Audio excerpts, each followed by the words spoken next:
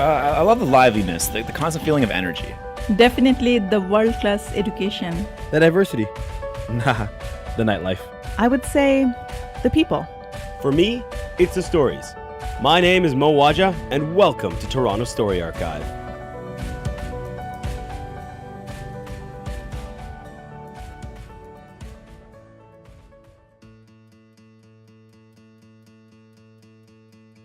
Hello, and welcome to this week's episode of Toronto Story Archive.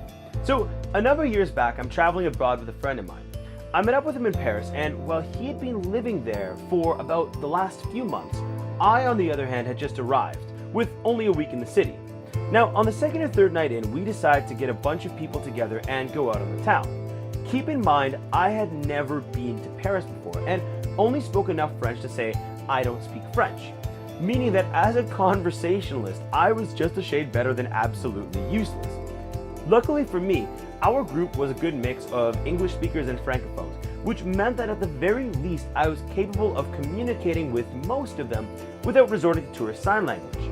So the day was exploration and the night was pretty standard fare for a new traveler's adventures. But as the night grew later, my friend mentioned to me that he had a few hours of work to do in the morning and reminded me that the next day we had a fairly early train to catch to head to Amsterdam. I, of course, agreed, but declined his offer to return back to his place, which was just a short jaunt away from my hostel. I mean, come on, I was young, excited, and confident in my sense of direction.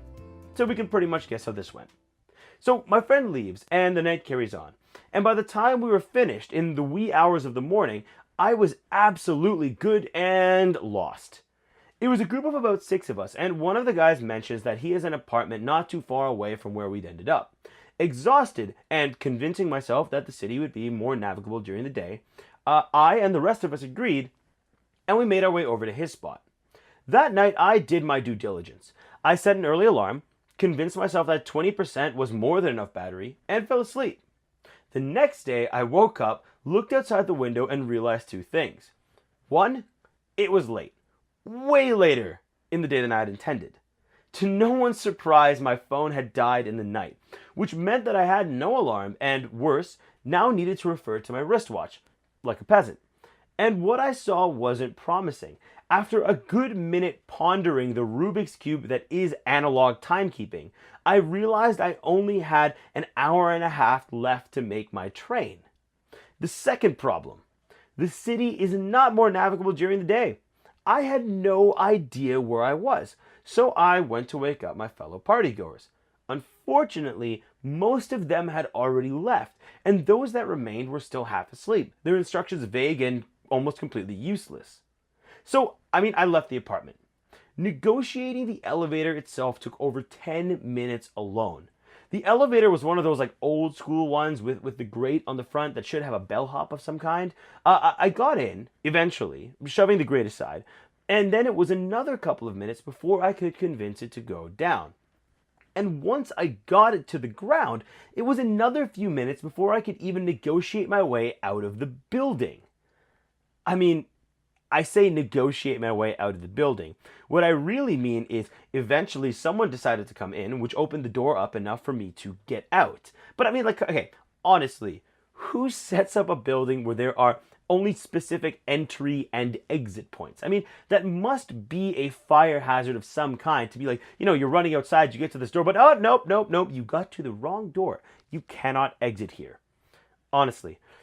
Anyway, so eventually I get outside and I look around and I realize again, I have no idea where I am.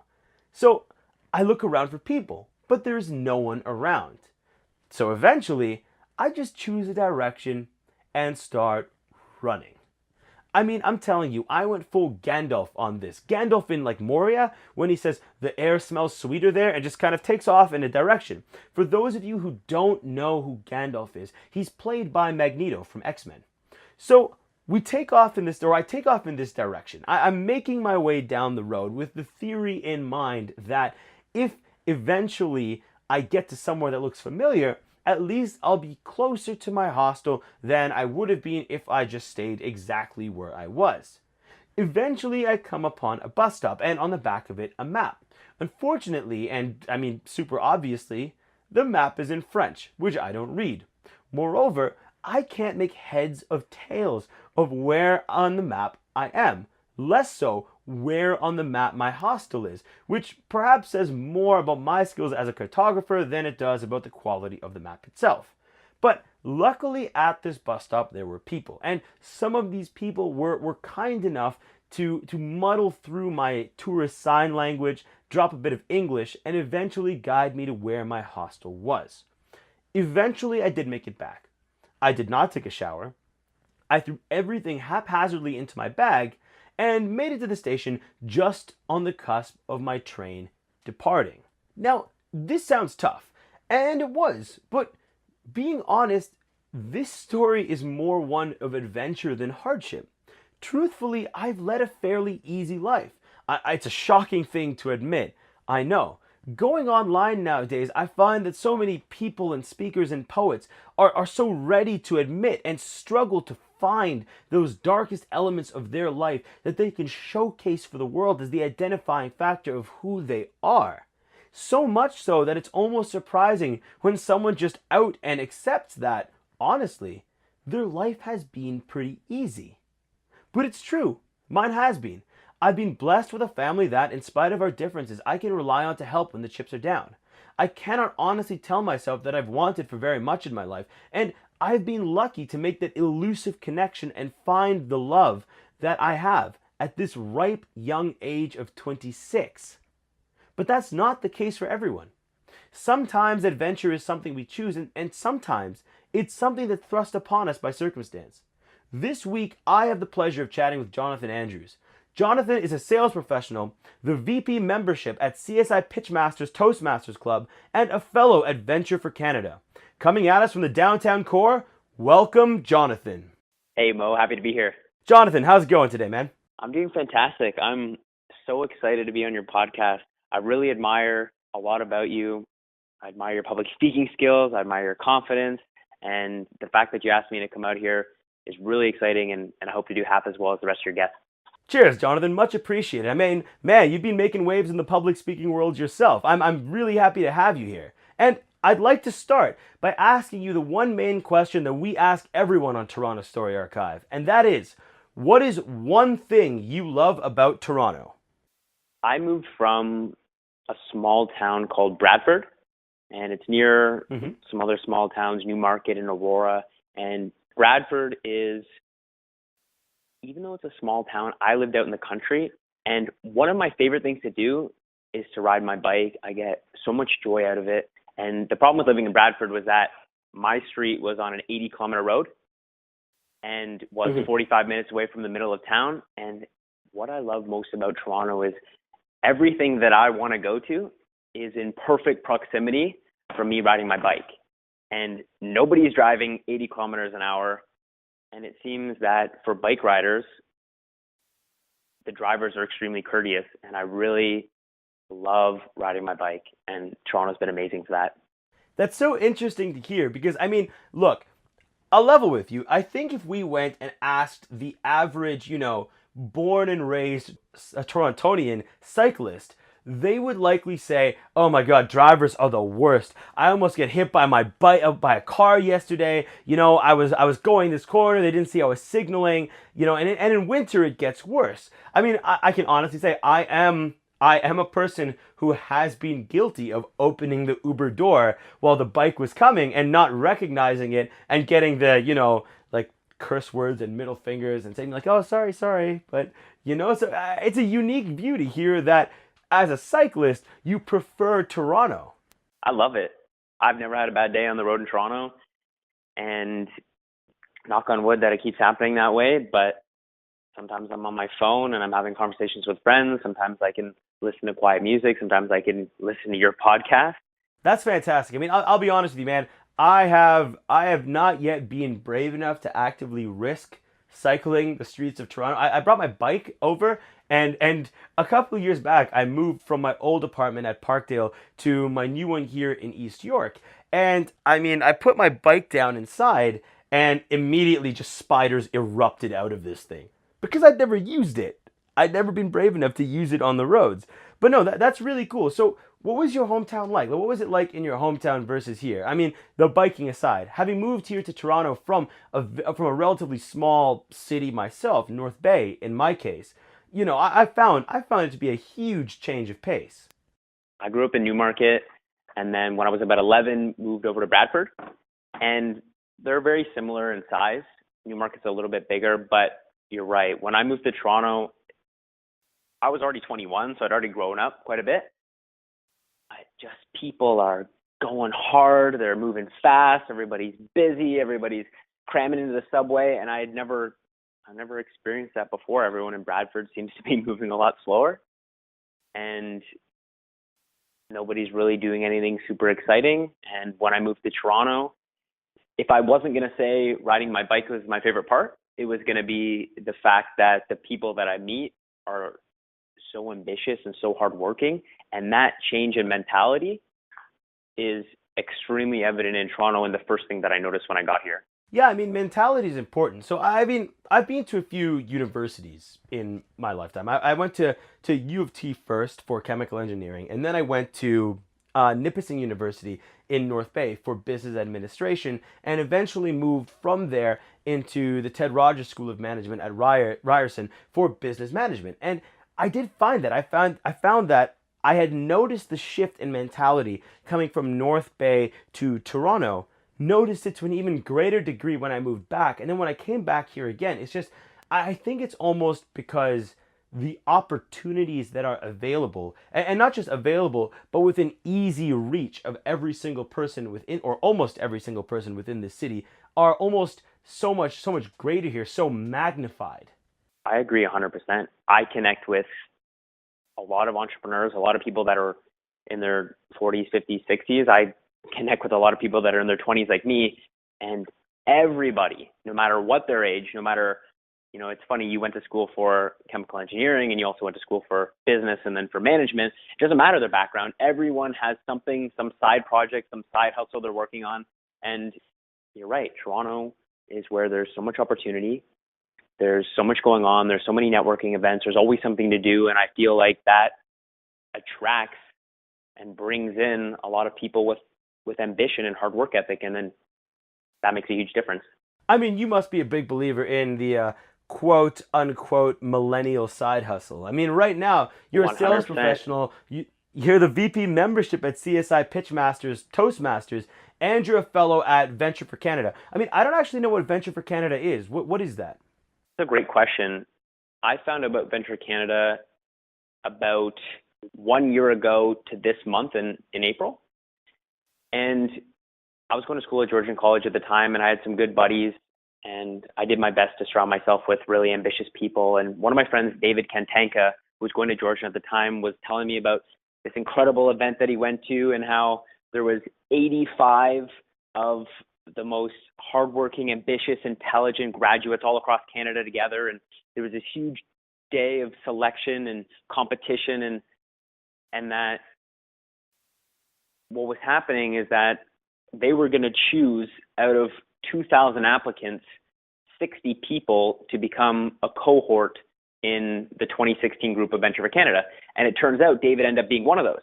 And he said, next year, when you graduate, go apply to that. And so I did. And it's actually a really funny story. I got my job in downtown Toronto before becoming part of Venture for Canada. And 4 of the 8 people in my sales team at work are from Venture for Canada, but they got here through the program. And so the program's goal is to recruit the top graduates across the country, to train them, and then to place them in startups and in businesses in Toronto and different cities across the country.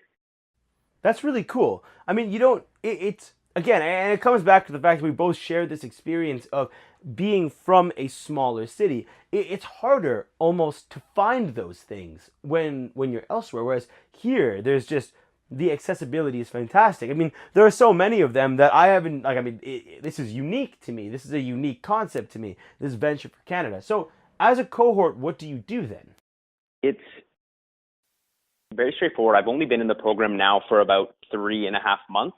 I am now part of the 2017 group, and they're actually finishing off choosing the last fellows for this cohort. They chose 35 on my selection day, and now they're going to choose 30 more. And what we do is through 2 years, we're going to be trained through panels and through public speaking talks and topics on marketing, topics on sales, topics on product design, topics on agile, testing in coding and programming. And we're going to go through this myriad of different training to try to develop us into becoming the best entrepreneurs that we can possible. And again, the intention was to put me in a business and put me in a startup because I was in the program, but I already had a job, and a job that I really loved, and a job for that matter that there was a bunch of fellows already inside the company. And so I'm going to stay here, and the rest of the fellows, what they'll do is together we're going to go to a 4-week boot camp from May to June. And at that boot camp, it's going to be everything that I talked about with the training, except for intense and compacted. We're going out to Queen's University in Kingston, and we're going to be in the dorms every day for 12 hours a day, training, getting better, and learning what it is to be an entrepreneur. And then we can use those skills over the next 2 years. That's fantastic. No, that's really cool, right? There's always those It's opportunities cool. out there, and absolutely, right? And what's really interesting is you have those opportunities to pay it forward at the same time to other people, both within and externally to your program. And I think that that's really what also makes the difference with opportunities like this, being able to pay it forward and connect more deeply with the people around you, and it gives you that opportunity. Yeah, I agree with that. I'm going to learn a lot of skills and build an unbelievable network of people that are not only going to make an impact on the business world, but potentially political and socially as well. And they're going to make a huge difference, in being able to be part of that. And one of those people gives me the confidence to know that I can do the same. I can make an impact, and I can share the skills and lessons that I've learned going through this process with everybody and anyone. I mean, that social connection with everything business and otherwise is important. I was talking to another guest on an earlier podcast, and one of the aspects that we discussed was that in the pursuit of making a social impact, there have been almost these lines that have been drawn where only certain groups of people, be they from specific nonprofits or religious groups or otherwise, are able or thought to be able to make a direct impact on challenges such as homelessness and the like, right? Whereas other people and other groups of people don't have that opportunity as much, or almost shouldn't in a way, or aren't expected to touch upon that. So the people that we're helping socially are almost surprised when other people externally come in and try to make that impact. Absolutely, 100%. I feel that way when I see, and it's funny, I got tagged on a post today on Facebook. My dad, he was talking about bullying and how the community that I grew up has a lot of bullying happening right now. And I said, I think that the victims of bullying should do something about that. I think they should, and maybe this is not right or wrong, it's just my opinion. I think that the victims of bullying should be learning jujitsu, and they should be taking courses in public speaking, and they should be going out into communities where they feel confident, and they should try to gain as much confidence as possible so that they can stand up for themselves and have the strength to do that. And he said, why should the victims have to do that? And I said, it's not just the victims, it's everybody. Everyone has to take ownership for their part of the bargain. Unless you decide to take ownership for yourself, nothing's going to change. The teachers need to take ownership, and the education board needs to take ownership, and the parents need to take ownership, and the students, the bully and the victim, all need to try to make an impact. So waiting for, like you said, the nonprofits or the business leaders or somebody that says, I'm a social entrepreneur, to do something about it, it's ludicrous, and nothing will change unless you change it. I mean, I guess that's it though, isn't it? There's a question about responsibility that exists in every such conversation, right? Because like, I mean, it's almost like it's almost hated concept to talk about right now. But from the bully's perspective, it's almost in a way like, why do I have to change? Survival of the fittest. I'm good with where I'm at. I'm good with what I'm doing. Why do I have to change anything that I'm doing right now? Why do I have to adapt for the, in this case, the victim, right? But and that's a societal question, and that's a societal thing that remains to this day a challenge. Who has responsibility? Who should take responsibility? How do you think we can move away from that, right? Because sure, like the victims, Great question. they can learn the skills to be the victims. They can learn things, right? Like, I mean, I'm not gonna lie. I was bullied when I was in school, absolutely. So was right? I. But I never particularly thought of myself as a victim per se. On the other hand, right, like we can talk about people having to take, or they should take, jujitsu or public speaking or all these other confidence orienting activities that can help them go from where they are now to where they want to be. But I mean, how do we change that behavior on a systemic level? How do we convince the bully in that case, or even the person who doesn't perceive themselves as a bully but might have those traits, that yeah, you do need to take ownership of this, even if it isn't touching you directly right now? That is a great question. And I'd like to think I have an amazing answer for you, but I'll just share my personal story on that. And that's December of 2015. I was listening to Tim Ferriss's podcast. I don't know if you ever heard of that one. I know of him. Okay, great. He was talking to a Navy SEAL named Jocko Willink. I'm not sure if you're familiar with Jocko, but he came out with a book in December of 2015, and since then he's been one of my favorite people to follow. He came out with a book called Extreme Ownership. And I read that book, and I've read 25 plus books since then, and that is the book that I always come back to for lessons and for wisdom and for examples of what I need to do in my life to really take it to the next level. And then, like you said, try to impact the lives of other people, because ownership is the most important quality that you could have in your life. The victim mentality, and like you said, you didn't see yourself as a victim, and that's exactly how you need to live your life. You need to take ownership of whatever your circumstances, even if it's not affecting you. If you see something that's wrong, you got to take ownership of making a change there. And I have to practice this every single day, and that's what it needs to be. It needs to be intentional. It needs to be conscious for people to try to take ownership, because on a subconscious level, we're being victims. And on a conscious level, I'm thinking about, you have a fiance right now, is that correct? I remember hearing that. I do indeed. And we have arguments in a relationship, and whether you're right or wrong, that doesn't matter. The truth is that whenever my girlfriend and I are arguing, I'm always like, she should really take ownership for this. And then I have to remind myself that it's not up to her to do that. It's up to me to do that. And one of my favorite mentors, Darren Hardy, who wrote The Compound Effect, said that in order for a relationship to work, how much % of the relationship do you need to be responsible for? And then people, he was giving a story, people were saying 50% or 51%. And then he said, no, you have to be willing to take 100% ownership for the relationship to work. For sure. Or else it won't work. And that's what I've been trying to do in my relationship and in my life recently, and it's been really effective. And for people to make a change, they need to take 100% ownership as well. See, I get that, but I'm gonna say and ask them that may be a bit, I guess, inflammatory from some perspectives here, right?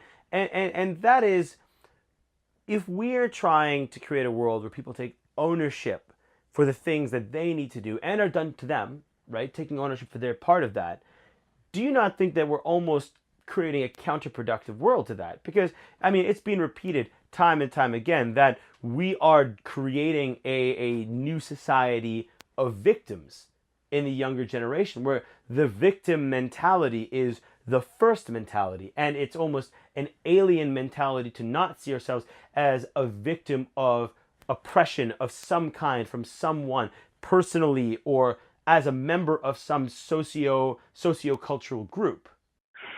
I think yes and no.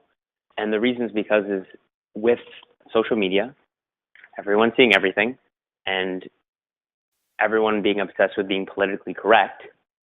I think if anyone feels as if they have a disadvantage, then that means that they're a victim, which isn't true. People have had disadvantages for forever. And it's just technology and social media that's making it more prevalent, and people are more aware of it now because of that. I mean, isn't that the world, though, right? The world 100% it is is. full of disadvantages of some kind or another. I mean, I'll give you a, frivolous to an extent example from my life, right? I mean, I play volleyball 3 times a week. Mm-hmm. I'm on the indoor volleyball I see you court, on your Instagram. and Yep. Exactly, right? At I am Waja and at the 5 a.m. hustle, right there, right? There we go. So Plug. Thank you. exactly. So I play volleyball 3 times a week. I'm on the volleyball courts, right? And let me tell you, my vertical is garbage. I can't block on the net to save my life because I can't jump. Like my jump is just nothing. It's complete. It's embarrassing. It is actually embarrassing to watch, right? But when I'm on the court, when I'm on the volleyball court, right? That means that if a ball is coming over the net and there's someone to my left or to my right who is better equipped to make that block, I am happy to move out of the way because they're better equipped to do that, right? Now, I am at a disadvantage on some level because I'm not very tall and I don't jump very well, and some other people do. But do you find that in today's society, the expectation isn't that if someone else can do something better, they're going to move out of the way? It's instead, no, this is my position. I should be able to do this. I should be allowed to do this. So I'd rather throw the point and attempt to make the block than take the point but move out of the way to let someone who has a height advantage take that shot. And what I'm trying to get at here is that while I'm using exactly, I mean, I think so. I like to think so, But I mean, frivolous as it is, using as light an example as it is, right? I think that these advantages and disadvantages exist in the world all the time on micro levels and macro levels. But do you think that the way that society is moving, the way that we've been educating people, the way that social media has distributed these ideas, it's almost not okay anymore for there to be advantages or disadvantages on any level, and it's perceived as almost an affront when someone comes in with an advantage of some kind. And this is in no way to disparage the very real social and cultural advantages and disadvantages that take place and affect hundreds and millions and billions of people throughout the world, right? I'm talking societally. I find that in many ways we've reduced these to very, very micro levels. I agree, and I was listening to your opening story before you introduced me, and you mentioned that, comparatively, you really haven't had that difficult of a life. I've had an easy life, man, and I mean, I'm good with that. I'm quite happy to have had a fairly easy life. I feel the exact same way, and as much as I've been through my personal challenges, and I know you've been through your own personal challenges, comparatively and relative to maybe the developing countries and countries that aren't as fortunate as Canada and aren't as fortunate as being like Toronto, I really haven't had that difficult of a life, and I have my share of disadvantages and my share of advantages and skills, and it's a tough and complicated question because I think it comes down to self-awareness. And does society say, hey, you shouldn't have any disadvantages, or you shouldn't look at it as a disadvantage, or you shouldn't have an advantage over someone else? I don't have the answer for that. But what I do know is that your example of playing volleyball is a fantastic example of humility. You said, I know this guy's better at jumping than I am, and so I'm going to let him jump. People need to do that in their lives, and I need to do that in my life. And I know my skill sets, and I'm learning my skill sets. I'm figuring out what I'm good at, and then I have to make the decision to let other people do the things that I'm bad at. And when I went to school for entrepreneurship, and now that I'm part of Venture for Canada and everything that I'm learning about business, it's if you have a weakness, you partner up based off that weakness. You bring someone in that has those skill sets that you don't have. And that's what makes a team. And that makes, I'm sure, I don't know how good your volleyball team is, but that probably makes your volleyball team a lot stronger because you're able to do that. I mean, they're not so bad. They're not so bad. I mean, it depends on the league, right? I'm playing like three different ones, so one of the ones we've lost like everything so far. One of the others, not so much. It's been all right. It's been all right. Good distribution. But what you're saying is very true, right? I mean, there's that very old phrase, jack of all trades. And for a very long time, well, at least I misunderstood what that meant. It was a good thing to be a jack of all trades, but the full phrase is jack of all trades, master of none. And I think that's the thing. It's hard for us in society to let things go, let other people take a certain piece of something that we're doing. It's hard for us to want to collaborate and connect, but I think a big part of it comes down to connecting with and learning how to connect more effectively with people, because there are advantages and disadvantages that need to be overcome in the world. But I think what concerns me, and what is a concern that exists in the world, is the point where we don't look at just the big ones that need to be overcome, but every difference, right? Every advantage versus disadvantage on any level is something that needs to be addressed, down to the height of one person and their vertical versus another. Yeah, I agree with that. 100%. Everyone's unique. I'm born different than you are, which is we're born different, completely different than everyone else that's listening to this podcast right now. And the truth of the matter is that if we were all the same, how would we be able to figure out who's who? That's it. Everyone has their own unique abilities and strengths and weaknesses, because that's what makes us us. I'm starting to get that. I'm starting to feel a little bit more comfortable with myself knowing that.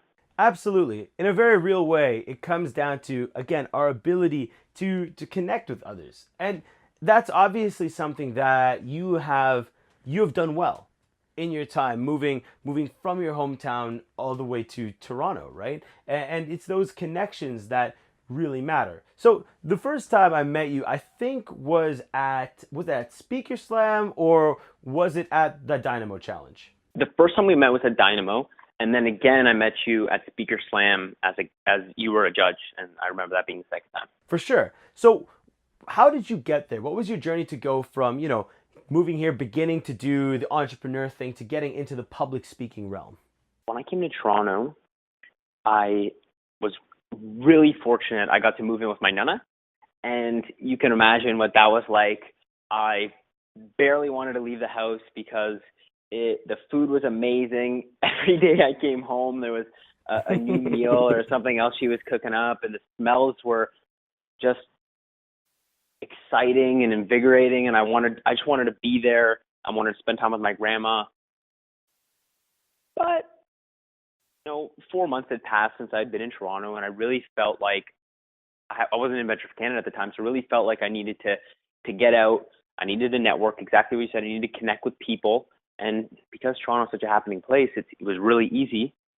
I went on Google, and I knew I wanted to be part of Toastmasters. And I Googled Toastmasters in Toronto. There's 100 different ones, and I picked 4, and I called them all because they were close to my house, and that was the only criteria. And then Sure. I went to one, and it was the typical Toastmasters. Toastmasters is such an amazing organization, and I am so proud to be part of it. I've grown so much from it, but some of them could be a little bit more dull than others, depending on the group. Some of them are older, some of them are younger. So I went to one, and it was good, and I was happy about it. I remember having a call with my dad afterwards, and I said, "Dad, I went to Toastmasters tonight in Toronto. It was a really great time. I'm going back next week." I had scheduled my second group for the Tuesday night, the day after that. And I went to this club. And I went to 720 Bathurst Street at 6:30 at the Center for Social Innovation. And the club was CSI Pitchmasters. And you and I both know who's at that club. Dan Shake, co-founder of Speaker Slam, and Rena Rovinelli, co-founder of Speaker Slam. And that group. Previously on podcast episode 2 of Toronto Story Archive. She did a fantastic job. I really enjoyed that episode. And that group's energy was just off the chain. It wasn't even, and as much as I had a good time the night before, it was just off the chain.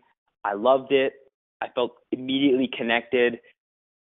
I spoke that night in what they would call table topics, which is impromptu speaking. And then everyone came up to me afterwards and was so encouraging and said, please come back next week. We love having you here. And that was the start. And since then, I became completely hooked with Toastmasters, completely hooked with that network of people. That's become my community. And Rena and Dan and Jose and Mabel and George and Breck, all of those people at that club have become really part of my family, and they've introduced me now to people like you and other leaders and other public speakers in Toronto, and that's really how I got involved in the community. And that's where it's at, right? At the end of the day, it's our ability to find a community. And I mean, I like to bring these things back to the city that we both live in and love, right? And I find that within Toronto, the ability to find that community of like minds, that ability to find people who are connected to you and who see things in a similar line, and not only that, will challenge and help grow your views, is something that is virtually unparalleled in anywhere, at least that I've lived so far to date. Absolutely. Yep. Actually, it's funny. Because I'm part of VFC, I get to meet some really incredible young people.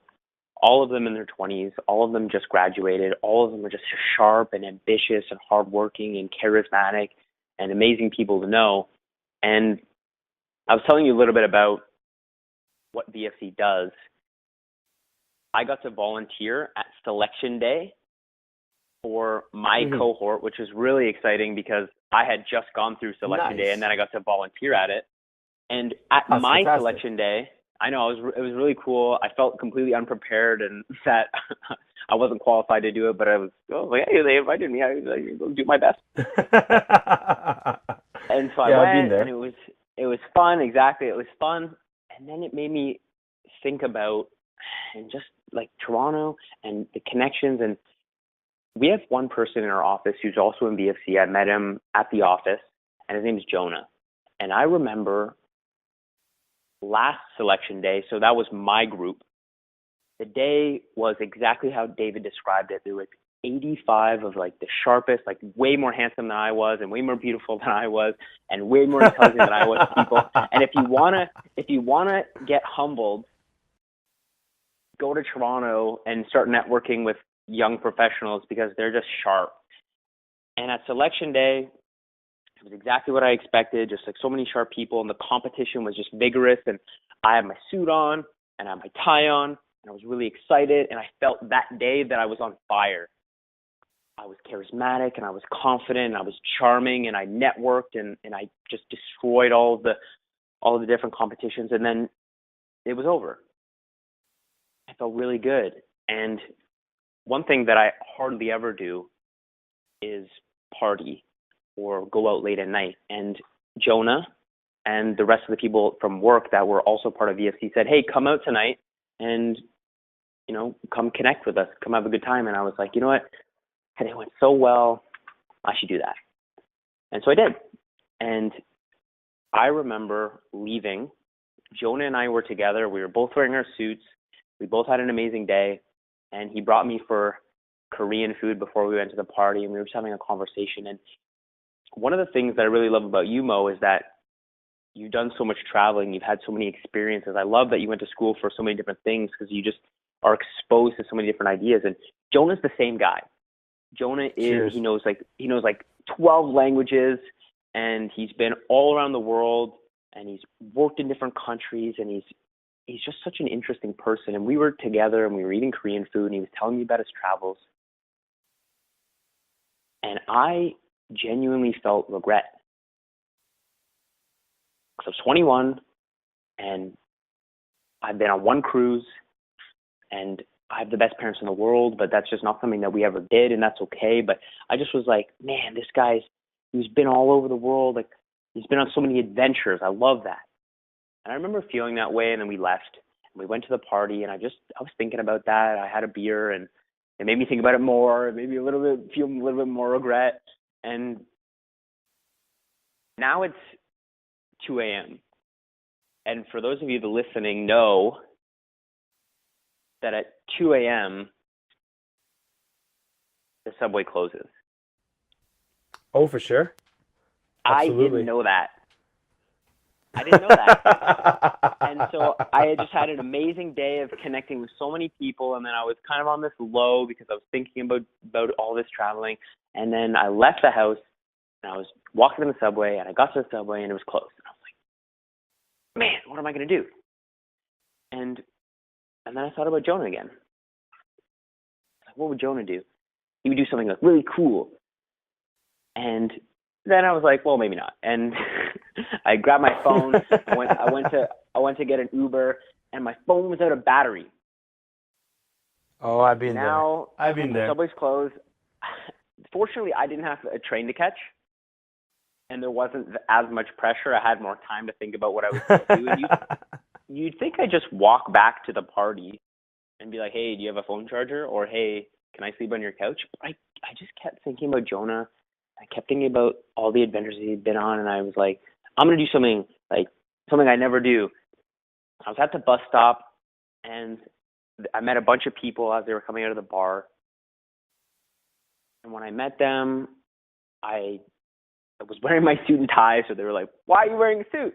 And they had been drinking a little bit, so it was funny, and they were laughing, and they were making jokes, and then I was making jokes, and I started feeling a little bit more confident again, becoming more charming. And we were talking, and they're like, you should be the Prime Minister of Canada.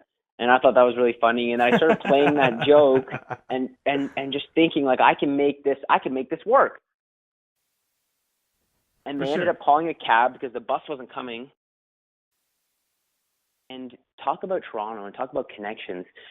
Most people would say, never get in a cab with a stranger, let alone what I did, which was I got in the cab with them. I didn't know where it was going. Similar to you in France, I'm in Toronto, and I know nothing about the downtown area or where to go. And I got in this cab, and we ended up going way west outside of Toronto. And now it's 3 a.m. in the morning. Okay. And I'm like, what am I going to do? Now I'm even further away. I still don't have any charge on my battery. I'm just going to sleep on these people's couch.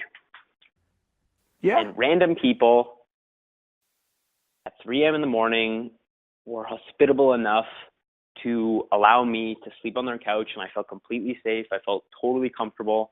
And talk about human connection. And I didn't want to feel that regret. I didn't want to take the easy path. And I just thought it would be, how cool would it be and how funny would it be if I went on this adventure? And I can't believe that they let me do that. That's stunning. No, that's true. it. I slept on their couch. That's the end of it. That's stunning, right? Because it's something that's so. I mean, for some people, it's such a natural thing to do, to be like, yeah, I'll just crash on the stranger's couch, right? But no matter who you are, it takes the right group of people, the right connectivity, and the ability to engage with people on the right level and have them engage back that really makes something like that even possible, especially when the two of you and that group of people, they don't know each other right off the top. And it's that culture and that ambiance or that sense or that aura that this city and the people within it give off that I feel made that even possible. And of course, it was your own openness and ability and willingness to connect with others, no matter who they were, that made that possible. I mean, that's pretty cool. I mean, I think that's really cool. That's the best way to say it, man. That was pretty cool. Like my girlfriend wasn't very happy about it, but it was cool. No, I have no doubt that she thought you were going to get murdered or something unfortunate, you know? Yeah. But yeah, I mean, it's funny. I say that about my girlfriend, and then now that I look back and think about it, my nonna, a 75-year-old, like short Italian grandma, you can imagine they grew up like throwing spoons at their kids and hitting them with shoes and stuff. Oh, and yes. She was mad at me, like furious. Oh, I keep my stories like that locked far, far away. No, I feel that. That's amazing, man. I mean, I think that is a great expression of people, you know? It's a great expression of the kind of people you can meet, the openness of people, and moreover, more than that, the willingness of people to help each other. especially when they need it, you know? And it's something that I think that we often miss. That we often miss that in others. Their willingness to help out you and I and other people who might need that at that point. I remember being more generous than usual after that experience because I left a note when I left in the morning. I left before they got up. And I left a note saying how much I appreciated it and that I couldn't believe they let me stay and that I just really admired what they did. And I just remember being extremely generous, you know, and I hope I am still, but I remember being very generous after that. And that's why when I was listening to your podcast with Rena, it was so eye-opening because I knew she was really generous. She's very loving and very caring, but she just goes the extra mile, and it says wonders for what people can be like and what people are like in Toronto. And it's easy for us to forget to do that sometimes. I mean, we all have those experiences that remind us to be extra generous and to be more generous the next time the opportunity arises. But it's easy in the day-to-day, in the midst of our millennial side hustles, to forget to take that extra step, to forget to connect more deeply with those around us, especially so inundated as we are in Toronto with people all the time, everywhere, on the TTC or otherwise. So I guess at this point, Jonathan, this brings me to the last question I like to ask people who come on to Toronto Story Archive. And I guess in your case, it's going to be interesting because you've clearly had a few adventures around here in our fair city. So my question for you is, if you could recommend one place to go or one thing to do in Toronto, what would it be? I hope my answer, I love that you opened it with that. I hope my answer isn't boring because yes, I've been on a lot of adventures, but without a doubt, if you're in Toronto or you're visiting Toronto, Tuesday night at 6:30 p.m.